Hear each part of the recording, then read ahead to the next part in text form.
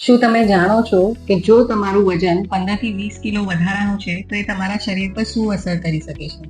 દરેક વધારેલા કિલો પર હૃદય વધુ કામ કરે છે, ઘૂંટણ અને કમરના સાંધા ઘસાઈ જાય છે, લોહીમાં ઇન્સ્યુલિન યોગ્ય રીતે ફરી શકતું નથી, માટે ડાયાબિટીસની શરૂઆત થઈ શકે છે. લીવરમાં ફેટ જમા થાય છે, તેથી ફેટી લીવરની શરૂઆત થાય છે, ઊંઘ સારી આવતી નથી અને બ્લડ પ્રેશર પણ વધુ થઈ જાય છે. અને સ્ત્રીઓમાં હોર્મોનલ ઇમ્બેલેન્સની શરૂઆત થાય છે, તેથી પીસીઓએસ થાઇરોઇડની સમસ્યા વધતી જાય છે.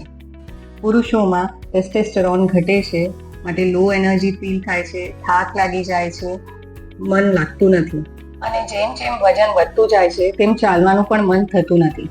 પછી તમે શોર્ટ ટર્મ ડાયટ પ્લાન શરૂ કરો છો, જેમાં તમે વેટ લોસ પિલ્સ અને વેટ લોસ હેલ્ધી શેક્સની સહારો લો છો, જેનાથી વજન પાછું વધતું જાય છે અને ઇંચ લોસ માટે સ્પોટ રિડક્શનના મશીનની પણ સહારો લો છો.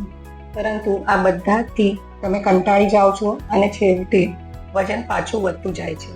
કારણ કે રિયલ વેટ લોસ માટે ફક્ત ડાયટ નહીં, લાઇફસ્ટાઇલ ચેન્જની પણ જરૂરત છે.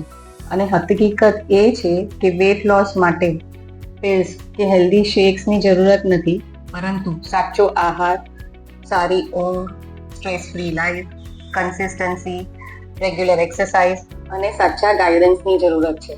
હવે નક્કી તમારે કરવાનું છે કે આવનારા દિવસો વધારે વજન સાથે જ કાઢવા છે કે ઓછા વજન માટે પ્રયાસ કરવાનો છે.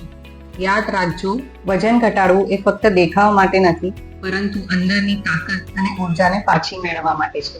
અને તમારા શરીરની કાળજીની જવાબદારી ફક્ત તમારી જ છે.